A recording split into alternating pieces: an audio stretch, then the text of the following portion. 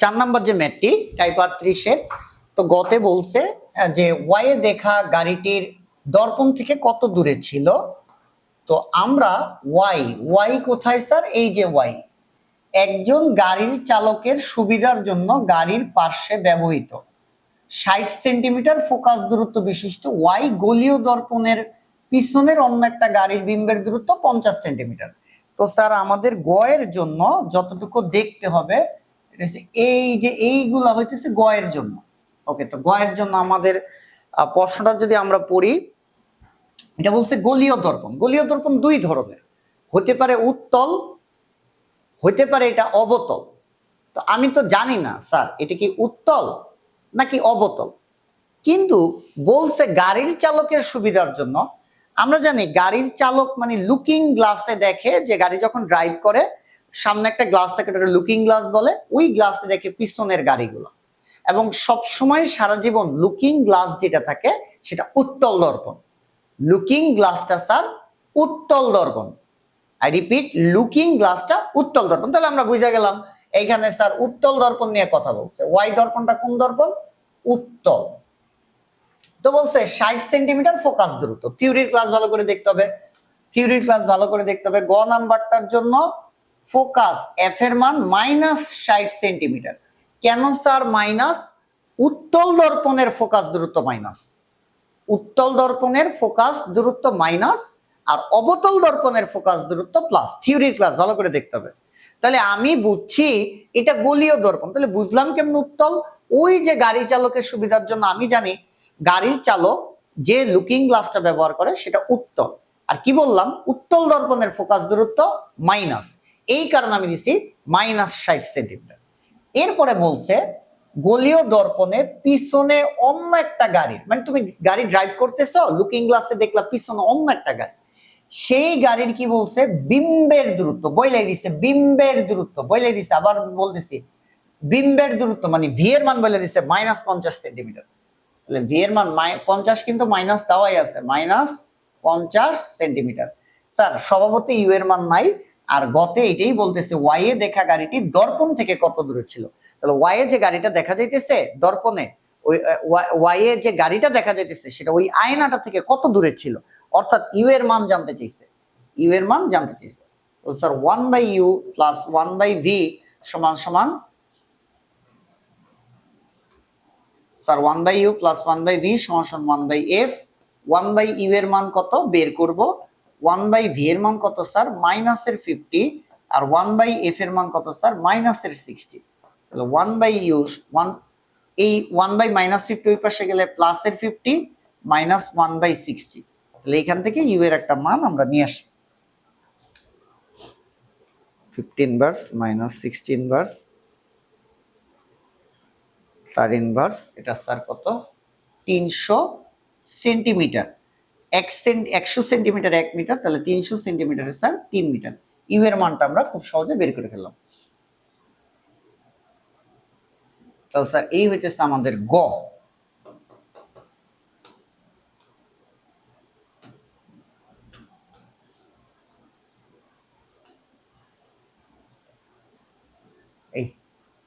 এই স্যার আমাদের গ। এবার আমরা করব ঘ। তো ঘতে আমাদের কি বলছে স্যার? দন্ত চিকিৎসক। এই যে দন্ত চিকিৎসক দেখেই তোমার বুঝতে হবে যে দাঁতের চিকিৎসার জন্য আমাদের অবতল দর্পণ ব্যবহার করা হয়, এবং অবতল দর্পণের 6টা রশ্মিচিত্রের মধ্যে 6 নাম্বার রশ্মিচিত্র। এই দন্ত চিকিৎসক দেখে আমি কথাগুলো বলে ফেলছি। থিওরির ক্লাস ভালো করে দেখতে হবে। অবতল দর্পণের রশ্মিচিত্র 6টা, 6টার মধ্যে 6 নাম্বারটাই হইতেছে ব্যবহার করে দন্ত চিকিৎসক। কেন একটা একটা করে বলি। 6 নাম্বারটা হইতেছে অবাস্তব বিম্ব দেখা যায় একমাত্র। অবতল দর্পণের 6 নাম্বার রশ্মিচিত্রই অবাস্তব। অবাস্তব বিম্ব কিন্তু সোজা দেখা যায়। মনে রাখতে বলছিলাম কেমনে? আয়নায় আমরা কোন বিম্ব দেখি? তোমার মনে পড়বে হ্যাঁ অবাস্তব, এবং আয়নায় নিজের কি দেখি? সোজা। তাহলে অবাস্তব বিম্ব সোজা হয়। তাহলে দাঁত কি সোজা দেখাইলে ভালো না উল্টা দেখাইলে ভালো? অবশ্যই তুমি বলবা সোজা। তাহলে আমার বিম্ব হইতে হবে অবাস্তব। অবতল দর্পণে কয় নাম্বার অবাস্তব? 6 নাম্বার। এবং 6 নাম্বার রশ্মিচিত্রে কিন্তু শুধু অবাস্তব যে সোজাই দেখাবে এটাও না, দাঁতগুলো কিন্তু বড়ও দেখাবে, কারণ 6 নাম্বার রশ্মিচিত্রে অবাস্তব বিম্ব হয় এবং বিম্বটা কিন্তু লক্ষ্যবস্তু থেকে বড় হয়। তাহলে আমি এই কথাগুলো বললাম যখন আমি দন্ত চিকিৎসক দেখছি। আচ্ছা, দন্ত চিকিৎসক এক্স এর দূরত্ব দাঁত থেকে 4 সেন্টিমিটার আর 8 সেন্টিমিটার দূরে রেখে কাজ করতে চাইলে কোন অবস্থানে বেশি সুবিধাজনক রশ্মিচিত্রের সাহায্য করবে। তাহলে আমরা এক্স এর কথাটা বলি, একজন দন্ত চিকিৎসক কাজের সুবিধার জন্য 4 সেন্টিমিটার ফোকাস দূরত্ব বিশিষ্ট গোলীয় দর্পণ এক্স ব্যবহার করেন, আর কিচ্ছু বলে নাই। একটা গোলীয় দর্পণের নামই হইতেছে এক্স, আয়না। এখন যেহেতু দন্ত চিকিৎসক, তাহলে দর্পণটা অবতল। যেহেতু দন্ত চিকিৎসক, দর্পণটা অবতল, কারণ দাঁত বড় দেখাইতে হবে এবং অবতল দর্পণে সাধারণত বড় বিম্ব গঠিত হয়, ছোট হয় বড় তো হয়, কিন্তু উত্তল দর্পণ না। কেন? উত্তল দর্পণে সবসময় ছোট বিম্ব তৈরি হয়। এখানে যেহেতু দন্ত চিকিৎসক দাঁত, তাহলে দাঁতটা বড় দেখাইলে ভালো, তাহলে আমার দর্পণ হইতে হবে অবতল। তাহলে আমি বুঝলাম অবতল দর্পণ। সেই অবতল দর্পণটা কি? এক্স। এটাই ধরো এক্স, সেই দর্পণ আয়নাটা। বলছে এক্স থেকে দন্ত চিকিৎসক এক্স এর দূরত্ব দাঁত থেকে, তার মানে এইটাই কিন্তু আয়না। তো এইটা দাঁত থেকে একবার 4 সেন্টিমিটার একবার 8 সেন্টিমিটার দূরে কাজ করতে চাইলে কোনটার জন্য সুবিধাজনক? ঠিক আছে, তাহলে আমরা প্রথমে 4 সেন্টিমিটার দূরে, ফার্স্ট হইতেছে 4 সেন্টিমিটার দূরের জন্য একটা চিত্র দেখতে চাইতেছি। তো স্যার চিত্র মোটামুটি আমরা যদি একটু হাত দিয়ে আঁকি, এটা স্যার আমাদের প্রধান অক্ষ, ফাইন। এটা স্যার হইতেছে আমাদের প্রধান অক্ষ গেল। আমরা 3টা বিন্দু নিব।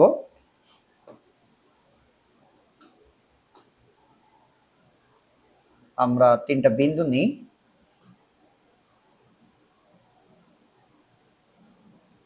এই যে স্যার 6 সেন্টিমিটারে বসাইলাম। আমাদের এই 6 সেন্টিমিটারে বসায়া আমরা 0 বরাবর একটা দাগ, 3 একটা দাগ আর 6 একটা দাগ নিলাম। Okay fine. এইবার এইটা হইতেছে স্যার আমাদের মেরু পি, এটা হইতেছে ফোকাস এফ, আর এটা হইছে বক্রতার কেন্দ্র। এই যে মেরু পি, এইখানে আমাদের একটা দর্পণ, সেটা হইতেছে অবতল দর্পণ। কেন? দন্ত চিকিৎসক, তাহলে অবতল দর্পণ। অবতল দর্পণের জন্য যদি আমরা একটা অবতল দর্পণ আঁকি, তাহলে স্যার আমরা অবতল দর্পণটা একটু আঁকি।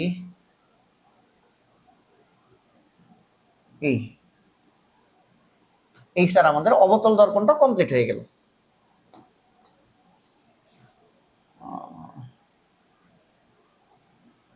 এই আচ্ছা ঠিক আছে ফাইন, এটা আমাদের একটা অবতল দর্পণ। আমরা একটু সিলভারিং করে দেই। এই যে এটা আমাদের অবতল দর্পণ, সরি, এটাই আমাদের সেই অবতল দর্পণ। এই আচ্ছা, এবং এইটাই কিন্তু বলছে দন্ত চিকিৎসক এক্স। এক্স এক্স কি? এই যে গোলীয় দর্পণ এক্স, এই দর্পণ এটাই কিন্তু একটা আয়না, এটাই আয়না দাঁতের সামনে নিয়ে যেতেছে। তাহলে এই যে এক্স, এইটাই হইতেছে কিন্তু স্যার এক্স। এটাই কি স্যার এক্স? হ্যাঁ এক্স দেখা যাইতেছে, এটাই কি স্যার এক্স। এইবার এই যে অবতল দর্পণটা, এই যে আয়নাটা, এই যে এক্স দর্পণটা, এটা দাঁতের সামনে নিতে হবে। একবার বলতেছি আমরা কত? 4 সেন্টিমিটার দূরে। কয় সেন্টিমিটার? 4 সেন্টিমিটার। সেই 4 সেন্টিমিটার কোথায় এটা আমরা দেখব। তার আগে সবচেয়ে ইম্পর্টেন্ট কথা, এই লাইনটা একটু পড়ি, এই লাইনটা একটু খেয়াল করো। বলছে দন্ত চিকিৎসক কাজের সুবিধার জন্য 60 সেন্টিমিটার ফোকাস দূরত্ব, সরি 6 সেন্টিমিটার ফোকাস দূরত্ব বিশিষ্ট একটা গোলীয় দর্পণ ব্যবহার করছে। গোলীয় দর্পণটা অবতল বুঝছি, ফোকাস দূরত্ব 6 সেন্টিমিটার। স্যার আবার বলতেছি, ফোকাস দূরত্ব 6 সেন্টিমিটার, অবতল দর্পণের ফোকাস প্লাস, তার মানে প্লাস 6 সেন্টিমিটার। তাহলে স্যার 6 সেন্টিমিটার মানে এই যে এই জায়গাটা, এই যে এতটুকু হইতেছে কয় সেন্টিমিটার? 6 সেন্টিমিটার। এতটুকু কয় সেন্টিমিটার? 6 সেন্টিমিটার। এইবার এই যে দর্পণটা অবতল দর্পণ এক্স, এটা থেকে দাঁত আমি কত সেন্টিমিটারে? 4 সেন্টিমিটারে রাখবো। তাহলে ফোকাস দূরত্ব 6 সেন্টিমিটার কই পাইছি? এই যে 6 সেন্টিমিটার ফোকাস দূরত্ব, এতটুকু 6 সেন্টিমিটার। এক্স দর্পণটা থেকে এই যে এক্স দর্পণ ব্যবহার করে, এবার সেই এক্স থেকে দাঁতের দূরত্ব 4 সেন্টিমিটার। তাহলে আমি দাঁতটা কই রাখবো স্যার? দাঁতটা হইতেছে এই যে এই জায়গাটা রাখলাম, এই 4 সেন্টিমিটার।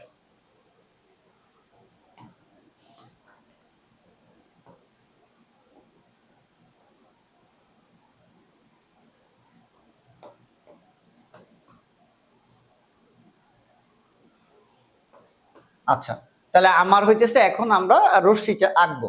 আমরা একবার হইতেছে দর্পণটা দাঁতের 4 সেন্টিমিটার নিকটে নিয়ে যাব। তাহলে 4 সেন্টিমিটারে যদি রাখি, এই যে 4 সেন্টিমিটার দূরে কে, এইটা একটা দাঁত এবং এটা কি একটা এক্স গোলীয় দর্পণ বা অবতল দর্পণ।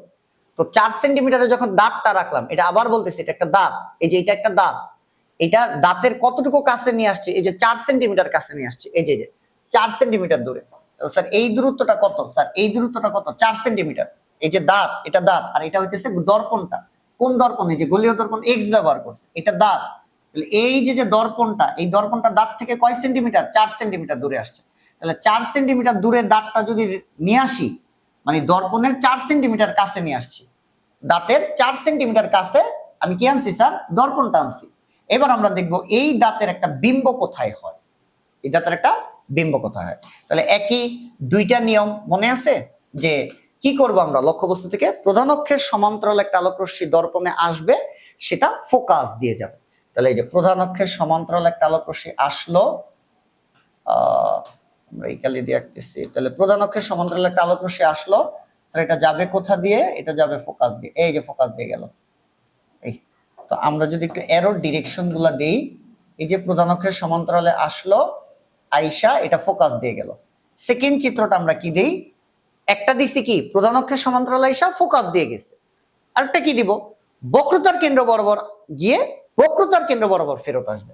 তাহলে এই যে বক্রতার কেন্দ্র বরাবর গেল,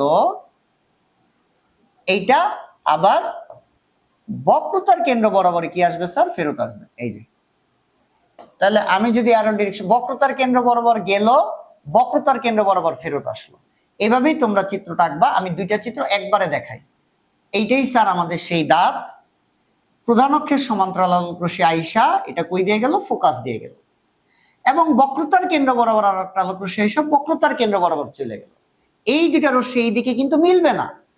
এই যে রশ্মিটা এই বরাবর গেল আর এইটা যে এই বরাবর গেল, এই দুটো রশ্মি এই দিকে মিলবে না। তাহলে কোন দিকে মিলবে? এই যে দিকে ডটেড লাইন টানবো এই দিকে মিলবে, এই দিকে ডটেড লাইন টানবো এই দিকে মিলবে, এইখান থেকে লম্ব টানবো, এইটাই হবে সেই দাঁতের, এই দাঁতের একটা বিম্ব। আশা করি বোঝা গেছে। ফাইন, তাহলে এবার আমি ইয়া দিয়ে আঁকি। এই তাহলে স্যার এই দুটো আলোক রশ্মি যেইভাবে আসলো, এরা কি এইভাবে মিলবে? এরা কি এইভাবে মিলবে পিছনের দিকে? এইভাবে কিন্তু মিলবে না। তাহলে এদিকে তো বড় হয়ে যাইতেছে, মিলবে না। তাহলে উল্টা দিকে মিলবে। তাহলে উল্টা দিকে মিললে তোমরা স্কেল দিয়ে এখানে একটু ডটেড লাইন দিবা। আমি এখানে হাত দিয়ে দিয়ে দিলাম এটা। এই ধরো এইখানে এসে মিলছে। আচ্ছা, এটা একটু বড় করে দিবা। আর এই স্যার যেখানে মিলছে এখান থেকে যে বিম্বটার নাম, এটাই হইতেছে দাঁতের সেই বিম্বটা। এটা তাহলে দাঁতের দৈর্ঘ্য এ বি, আর এটা হচ্ছে সি ডি। তাহলে এই ছিল আমার দাঁতটা, এই দাঁতটা হয়েছে বড় হয়ে গেছে। স্যার বিম্বের অবস্থান কই? দর্পণের উল্টা পাশে, লক্ষ্যবস্তুর থেকে। স্যার লক্ষ্যবস্তুর থেকে বিম্বটা কি হয়েছে? বিম্বটা বড় হয়েছে, বিম্বটা কিন্তু বড় হয়েছে। তাহলে দাঁতটা বড় দেখাইলে আমার জন্য ভালো, দাঁতটা বড় দেখাইলে আমার জন্য ভালো। আবার এটা যেহেতু দর্পণের উল্টা পাশে, অর্থাৎ দর্পণের যেই পাশে বস্তু তার উল্টা পাশে, তাহলে এটা হইতেছে অবাস্তব। আর অবাস্তব বিম্ব সোজা, দাঁত সোজা দেখাইলেও ভালো। তাহলে দাঁতটা সোজাও দেখাইতেছে আবার বড়ও দেখাইতেছে, তার মানে 4 সেন্টিমিটার দূরেই আমার জন্য কাজ করাটা সুবিধাজনক হবে। ঠিক আছে, আরেকবার যদি দেখাই, প্রধানক এই যে দাঁত, দাঁতের প্রধান অক্ষের সমান্তরাল আলোক রশ্মি আইসা এটা ফোকাস দিয়ে গেল, আর আরেকটা রশ্মি বক্রতার কেন্দ্র বরাবর আইসা বক্রতার কেন্দ্র বরাবর গেল। এই দুটা রশ্মি দেখো পিছন দিকে কি মিলবে? না, মিলবে না। তাহলে কোথায় মিলবে? তাহলে কোথায় মিলবে? এইটা আর এই যে এইটা কোথায় মিলবে? এই যে বিপরীত দিকে টানলে মিলবে, এই যে সেই বিম্বটা। ওকে ফাইন, এটা তাহলে গেল ব্যাখ্যা সম্পাদ্যের মতো করে দিবা, আগে পরে যেভাবে বলা হয়েছে। ঠিক আছে, এইবার স্যার আমরা তো দেখলাম 4 সেন্টিমিটার দেখলাম, এবার 8 সেন্টিমিটারের জন্য একটু দেখবো। আমরা এই চিত্রটা দেখলাম স্যার কয় সেন্টিমিটার? এইটা দেখছি আমরা স্যার 4 সেন্টিমিটারের জন্য, এইখানে রেখে দিলাম। এবার আমরা স্যার ঘয়ের, এখান থেকে তো ঘ শুরু, এবার আমরা স্যার 8 সেন্টিমিটারে দেখবো। 8 সেন্টিমিটার, তাহলে আমরা আবার একটা লক্ষ্য প্রধান অক্ষ আঁকবো। এই স্যার আমাদের প্রধান অক্ষ, এটা স্যার কি প্রধান অক্ষ। আমরা একটা স্কেল নেই, তোমরা এরকম একটা স্কেল নিবা।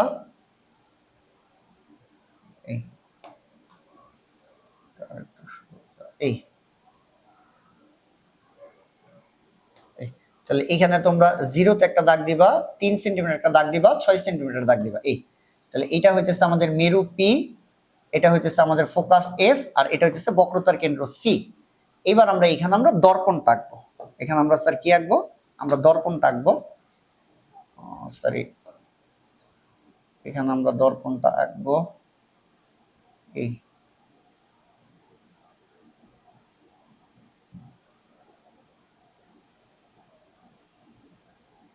হইতেছে স্যার এই আর লাগবে না, আমরা এইটাকে এখানে নিয়ে আসি। এই এনাফ।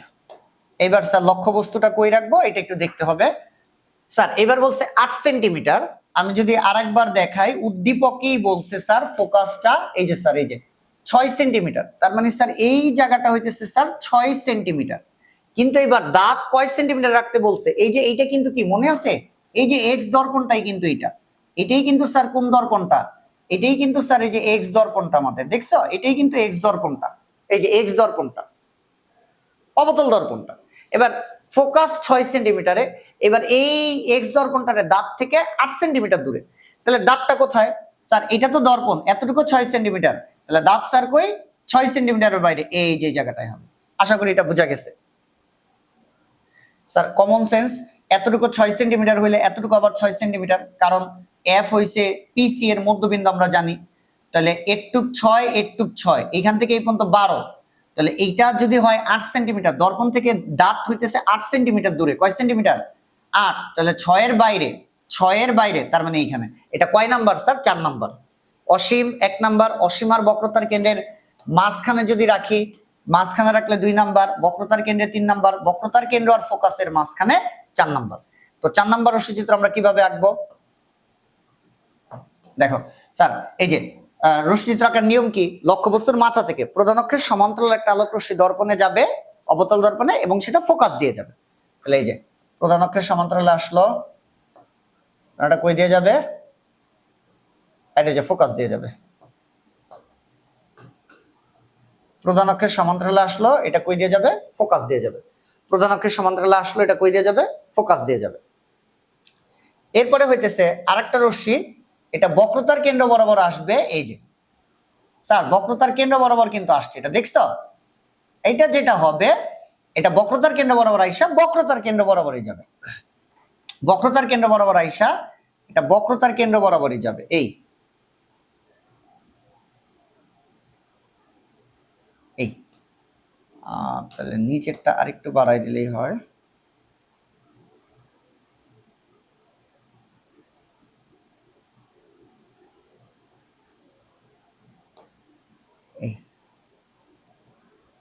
এটা আঁকলেই তোমাদের হয়ে যাবে। এই হয়ে গেছে আমাদের। তাহলে আমি একটু যদি দেখাই আমি কিভাবে আঁকলাম স্যার, খেয়াল করো।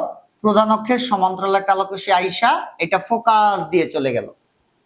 আরেকটা রশ্মি কি আঁকছি? বক্রতার কেন্দ্র বরাবর আইসা বক্রতার কেন্দ্র বরাবর চলে গেল। তাহলে এই দুটা রশ্মি স্যার এই পয়েন্টে মিলছে না? এই বিন্দু থেকে প্রধান অক্ষের উপরে আমি লম্ব টাইনা দিলে এটাই হবে আমার বিম্ব। আশা করি বোঝা গেছে। এটা স্যার আমাদের কি? প্রধান অক্ষ। এটা কি একটা অবতল দর্পণ। এটা কি লক্ষ্য বস্তু, যেটা মেরু থেকে কয় সেন্টিমিটার? 8 সেন্টিমিটার দূরে। তাহলে চিত্র আঁকার সিস্টেম কি? প্রধান অক্ষের সমান্তরালে আইসা এটা ফোকাস দিয়ে চলে যাবে। আরেকটা রশ্মি স্কেল ধরবা এইভাবে, তাহলে বক্রতার কেন্দ্র বরাবর আইসা বক্রতার কেন্দ্র বরাবর চলে যাবে। এই দুটা রশ্মি স্যার এই বিন্দুতে মিলবে, এই বিন্দু থেকে লম্ব টানলে এটাই হবে স্যার আমার জন্য বিম্ব। এটা ছিল লক্ষ্যবস্তু, এটা ছিল লক্ষ্যবস্তু, এটা হইছে বিম্ব। এটা ছিল লক্ষ্যবস্তু, এটা হইছে বিম্ব। কি করছি? প্রধান অক্ষের সমান্তরালে সেটা কই দিয়ে গেছে? ফোকাস দিয়ে গেছে। আরেকটা রশ্মি বক্রতার কেন্দ্র বরাবর এসে বক্রতার কেন্দ্র বরাবর গেছে, মিলছে এই বিন্দুতে, এখান থেকে লম্ব টানছি, এটাই হইতেছে আমার বিম্ব। তাহলে আমরা একটা লম্ব টাইনা দিই। এই এই যেটা টাইনা দিলাম এটাই আমাদের বিম্ব। তাহলে আমরা এটা দিলাম এ বি আমাদের লক্ষ্যবস্তু, আর এটা সি ডি আমাদের বিম্ব।